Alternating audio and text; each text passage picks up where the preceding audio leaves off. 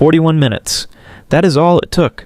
41 minutes and an 84-year-old woman vanished from her home without a single camera capturing a frame of it.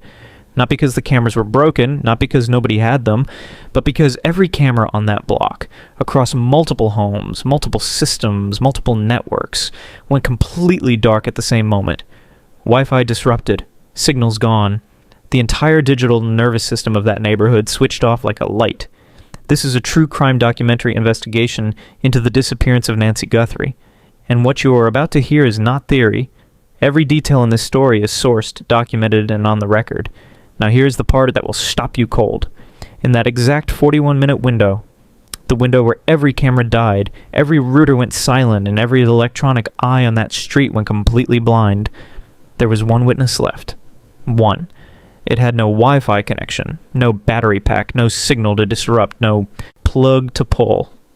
No technology on this planet could have reached it, and at the precise moment the cameras failed, it did something its owners had never seen it do in its entire life. What that witness detected in the dark that night, why it matters to this investigation, and why a former FBI special agent used the word disappointing to describe how law enforcement handled it. That is what this documentary is about. Stay with me, because once you hear what was in that neighborhood at 2 a.m., you will not be able to unhear it.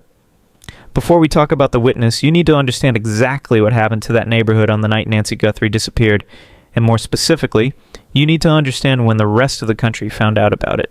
Because here's where this true crime story takes a turn that should make every person following this case sit up straight. The Wi-Fi disruption, the cameras going dark, that information did not surface in the first 48 hours.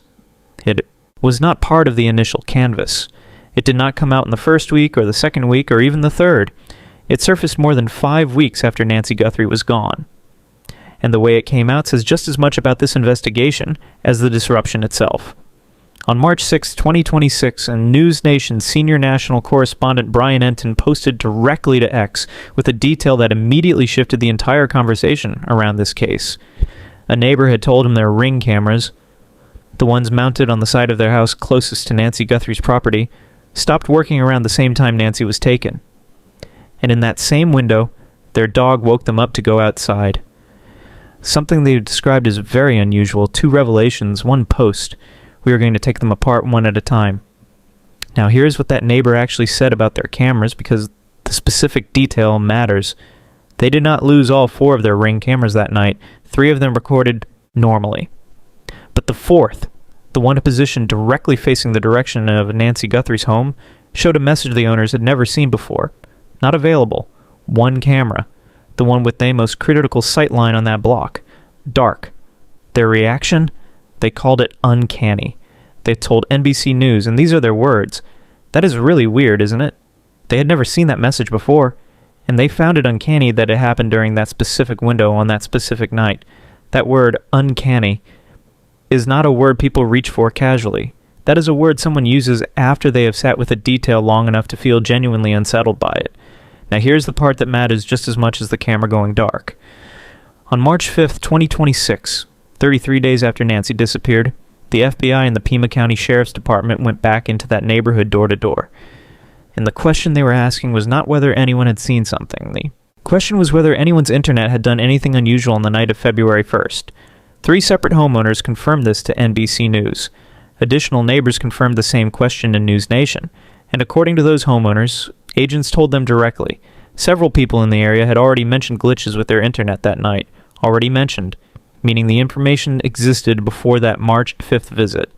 It had just never been formally mapped. Month-old information, surfacing at week 5. Former FBI Special Agent Jennifer Coffindaffer, one of the most analytically sharp voices in the public commentary on this case, had something direct to say about that canvas. And her reaction was not reassuring. She told Newsweek she was concerned because the neighborhood had now been canvassed twice. She called the March 5th visit a redo, not a follow-up, not a supplemental sweep, a redo. And she said what a lot of people were thinking but had not said out loud. If you received information from a neighbor that needed following up on, that follow-up should have happened right after the initial interview, not weeks later, not at the 5-week mark. Her final word on it? Disappointing. A former FBI agent, describing the canvas of an active disappearance case. as disappointing. At week 5, that framing matters for everything that comes next, because the Wi-Fi question was apparently not asked with the depth that it deserved the first time around, and that raises an equally uncomfortable question about what else was not asked. Now let's talk about what we actually know about the disruption itself, because the confirmed details carry real weight. The neighbor whose camera went offline is not directly next door to Nancy's property. Brian Enton posted video to X showing the distance, noting open desert sits between them and that Nancy's roofline is only visible when zooming in, close enough to be relevant. But that one camera, the one facing her direction, it said it has no footage from that window. And across the broader neighborhood, multiple homeowners reported internet disruptions on the same night. What the FBI appeared to be mapping on March 5th was the radius of those disruptions, because the radius tells you something about the device used, and the device tells you something about whoever was holding it. A device resembling an antenna had already been spotted in footage from Nancy's own Nest camera, visible in what appeared to be a pocket on the individual captured on her property. When Sheriff Nanos was asked directly whether a signal jammer may have been used, his response was telling. Did he have a Wi-Fi jammer, a walkie-talkie? Have you been able to figure? I've not looked at it that closely, but yeah, I know that my team has looked at it with the FBI, every angle. He said, I have not looked at that closely, but yeah, I know that my team has looked at it with the FBI, every angle, weeks later, in a neighborhood that had apparently not been fully canvassed on that exact question the first time, but within all of that, within a blackout wide enough to suppress multiple camera feeds across multiple properties, something remained. Something outside the reach of any disruption radius, something with no Wi-Fi, no battery, no signal, something asleep in a house somewhere on that street. And it was about to become the only witness this documentary can point to from inside that 41-minute window. To understand why a neighbor's dog matters so much to this investigation, you first have to understand what was missing from Nancy Guthrie's own property that night. Nancy had a dog, a small black terrier, the kind of dog that barks at headlights crossing the wall, that stirs when a car door closes 2 houses down, that hears things no human ear would register at 1 in the morning. In any normal circumstance, that terrier would have been the first line of detection on the night of February 1st. But Nancy's neighbor, Jeff Lamy, who has spoken publicly about her, confirmed what investigators already knew. The terrier was gone. It had then passed away before Nancy disappeared. Let that land for a moment, because if that dog had been alive inside that home on February 1st, 2026, the scenario changes entirely. A small, vocal dog does not stay quiet when someone approaches a house in the middle of the night. It does not stay quiet when a door is breached. And a dog barking at 1 in the morning in a quiet residential neighborhood draws attention. It draws lights coming on in windows. It draws a neighbor stepping outside to see what set it off. Retired Lieutenant Bob Curie, a former lieutenant with the Pima County Sheriff's Department, the very agency running this investigation, addressed this directly. When asked whether a small terrier could have changed what happened that night, his response was immediate. I don't think that's a ridiculous notion at all. When someone does something like this, the last thing they want is attention, especially in that moment, he went on. So having that little yapping dog or a big, strong, barking dog, that's going to draw attention. That's going to get Jeff's attention a few doors down, especially at 1 a.m. Notice who he named. Jeff Lamy, the neighbor, the man who just confirmed on the same podcast that New York's terrier was gone. Curie was drawing a live thread between the absent dog, the neighbor who would have heard it, and the window in which it would have mattered. That thread runs straight through the night of February 1st. He added, it is something to make the bad guy feel uncomfortable, and hopefully more likely to get in their car and drive away. Uncomfortable. That is the operative word. A dog at a home is not just an alarm system, it is a deterrent. It changes the risk calculus for anyone approaching that property with bad intentions. You cannot silence a dog without creating a different kind of noise. You cannot predict a dog. You cannot time it. You cannot jam it. And Nancy Guthrie's terrier says go. Now, we are going to be careful here. We are not going to speculate about whether anyone conducting surveillance on Nancy Guthrie's property knew her dog had died. We do not have confirmed evidence of that. What we can say, what investigators are apparently asking, is whether the absence of that dog factored into whatever operational planning preceded February 1st, because the timing does not allow for improvisation. What happened to that camera network on the night of February 1st? The disruption that took out the most critical camera angle while leaving others intact? That is not something you do on the fly. That is reconnaissance. That is preparation. That is someone who spent time learning what was at that address before they arrived. And if you are learning what is at a target address before you arrive, you learn the layout, the access points, the schedule, the vulnerabilities. You learn whether there is a dog. What you cannot learn in advance. What does not appear in any property record or publicly available address database is whether a neighbor nearby has a dog, whether that neighbor's dog has a behavior pattern, whether that dog is going to do something it has never done before at the exact moment you're operating in the dark. That is the variable nobody planned for. Let's build the timeline, because when you lay these events in exact sequence, the convergence is not something you can explain away. 1:47 a.m., Nancy Guthrie's doorbell camera disconnects, confirmed by the Pima County Sheriff's Department, reported by CBS News and NBC News. Whatever happened at that front entrance from that moment forward, there is no live recording of it. Approximately 2:12 a.m., software on one of Nancy's Nest cameras detected movement. Investigators initially said no video was available because Nancy did not have an active subscription. Digital forensics teams later recovered images from residual back-end data. That recovery alone tells you something about how much was almost lost permanently. In that same window, the window where Nancy's doorbell camera went dark, a neighbor's ring. Camera, the one positioned facing the direction of Nancy's home, shows as not available. The neighbor confirmed to NBC News they had never seen that message before. 3 of their 4 cameras worked normally through the night. 1 did not. The one that mattered most. Also in that window, as confirmed by the March 5th canvass, multiple homeowners across the neighborhood experienced internet disruptions. Agents returning to the area and told residents that several people had already reported glitches, meaning that information had existed before the canvass. It simply had not been formally documented. And in that same window, a neighbor's dog woke its owners up to go outside.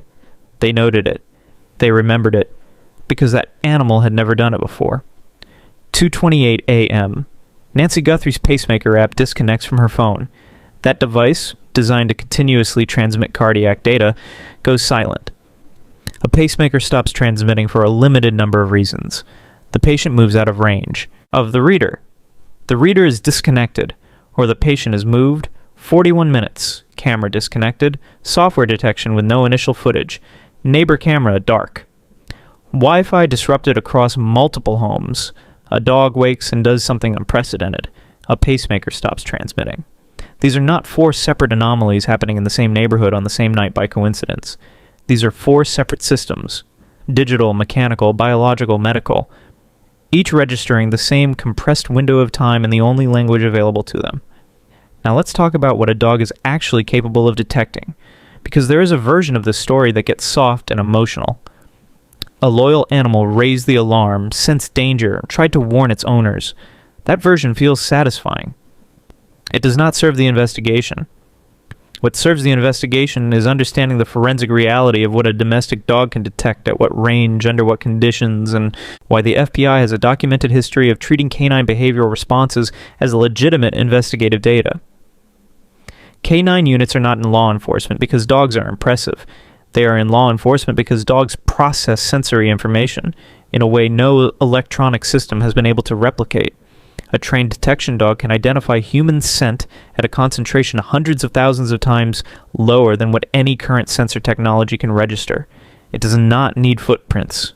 It follows the biological residue a human body deposits simply by existing in a space. Skin cells, hair follicles, respiratory vapor. A family pet sleeping behind closed windows has those exact same biological capabilities. It simply expresses them differently. It does not alert a handler. It alerts the only human it knows how to communicate with. When a dog wakes from sleep and demands to go outside at an unusual hour in a way its owners have never seen, experienced investigators do not dismiss. That is anecdotal. They want to know what direction the dog faced when it approached the door, what it did when it got outside, whether it vocalized, and at what intensity, whether it tracked in one direction or reacted broadly. Each of those behavioral details is data, actionable, documentable, cross-referenceable data. Jennifer Coffindaffer understood that. When she listed what a proper neighborhood canvas should be asking about, she did not bury the dog detail at the bottom. She led with it. A dog barking unusually at 2:30 in the morning, that was her first example.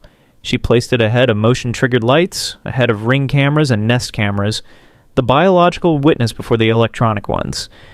And she made that statement while calling the March 5th canvass a redo, while saying follow-up on neighbor information should not have waited weeks. While using the word disappointing to describe what she was seeing at the 5-week mark of an active disappearance case. Now put her timeline reference directly next to what we know. Coffin Daffer said investigators should be asking about unusual dog behavior at 2:30 in the morning. Nancy's pacemaker stopped transmitting at 2:28 a.m. That is a 2-minute gap between the last confirmed medical signal from Nancy Guthrie and the window a former federal agent specifically flagged as the one that should have been canvassed for animal behavioral responses. 2 minutes, the last known moment before Nancy's location became unknown. And the exact window the neighbor's dog was active in. That is not a coincidence of storytelling. That is a convergence of data points, medical, behavioral, investigative, all pointing at the same 2-minute stretch of darkness on the morning of February 1st, 2026. And the dog that was awake inside that window has not been fully interviewed for what it knows. Let's talk about what the dog's reaction actually tells us about whoever was operating in that neighborhood on the night of February. First, because in criminal behavioral analysis, a witness response is not just evidence of presence, it is a mirror, and what it reflects back about the person who triggered it is worth examining carefully. 3 analytical points, each one carrying a different kind of weight. First, the dog reacted at all. If the operation conducted in that neighborhood was built around leaving zero physical or sensory trace, and everything about that camera blackout suggests it was, then a dog waking up inside a nearby home and demanding to go outside is a failure state. An operator working at the highest level of this kind of activity maintains a sensory footprint low enough to stay below the detection threshold of every animal and human in the vicinity. Disciplined movement, controlled positioning, enough distance from occupied structures to avoid triggering a domestic animal's response. The fact that the dog detected something means one of 2 things. Either the operator could not maintain that distance because physical proximity to the target required it, or they underestimated the sensory range of an animal they did not know was there. Either way, the dog found them. Second, the dog's reaction was not just a sound, it was a behavior. Brian Enton's reporting does not say the dog barked. It says the dog woke its owners up to go outside. That distinction matters enormously.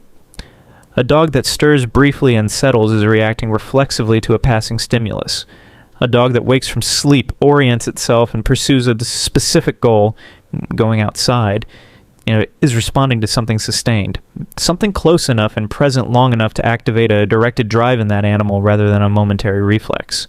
That is a categorically different response. And in behavioral terms, it tells you the stimulus did not pass quickly. It lingered.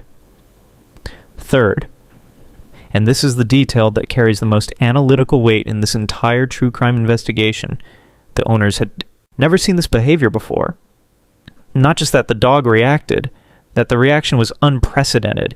These owners know their animal, they know its baseline, every sound it filters, every movement it ignores, every stimulus it has processed and dismissed across however long it has lived in that house. And on the night of February 1st, 2026, it encountered something outside every one of those established parameters, something it had never sensed before, in that neighborhood, at that hour, in that darkness. Whatever was operating on that street that night was something this animal had no prior reference for. Now let's apply that to the broader operational framework of this case. Because when you look at the confirmed details of what happened that night, the selective camera disruption, the Wi-Fi outage across multiple homes, the 41-minute window with zero digital trace, this does not look like an impulsive act. It looks like preparation. It looks like reconnaissance. It looks like someone who spent time learning what was at that address before they arrived. And if you are learning a target address in advance, you study the layout, the access points, the schedule, the vulnerabilities. You learn whether there is a dog on the premises. Nancy's terrier was gone. Whether whoever came that night knew it or not, that absence was a significant operational advantage. No vocal alarm on the premises, no deterrent at the door, no animal capable of drawing a neighbor's attention at 1 in the morning. But the neighbor's dog was not on any checklist. It does not appear in property records. It does not show up in satellite imagery. It is not something that surfaces in any profile of a target address. It is a family pet sleeping in a house nearby. And it's exactly the kind of variable that an otherwise methodical operation never accounts for. The entire disruption model, built around neutralizing electronic systems, cameras, routers, smart home devices, optimizes for electronics. It does not build in a margin for an animal somewhere in the peripheral zone that has never reacted to anything before. And suddenly, on one specific night, does something its owners remember weeks later. That is the structural gap in an otherwise calculated plan. And the neighbor's dog walked straight through it. Now here's the dimension of this that extends beyond February 1st, because operational surveillance does not happen on a single night. It is preceded by visits, multiple passes, multiple windows of observation on a target location before anyone moves.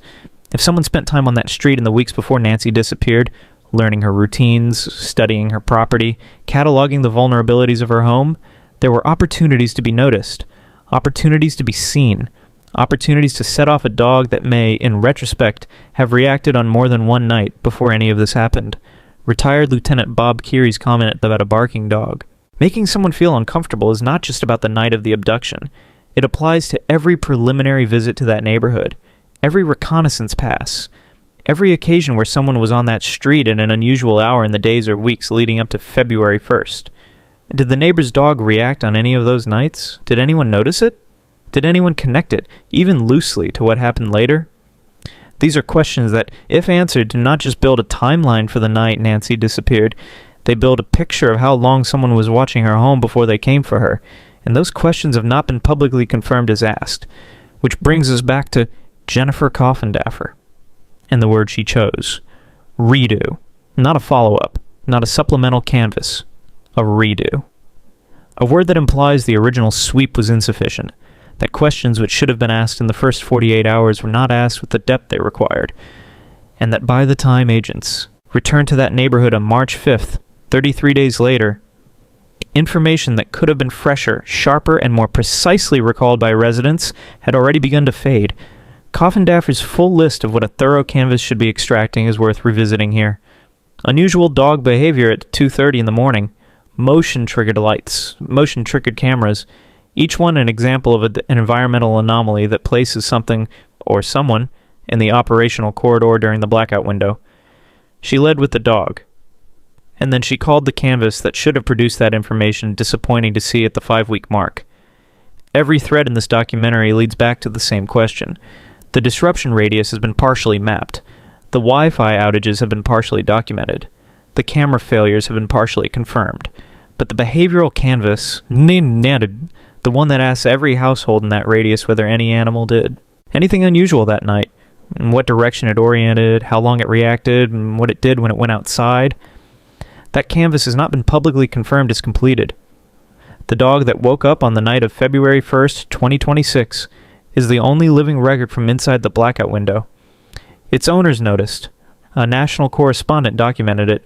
A former federal agent flagged it by name as investigative evidence, and the investigation has not publicly confirmed it has been fully read.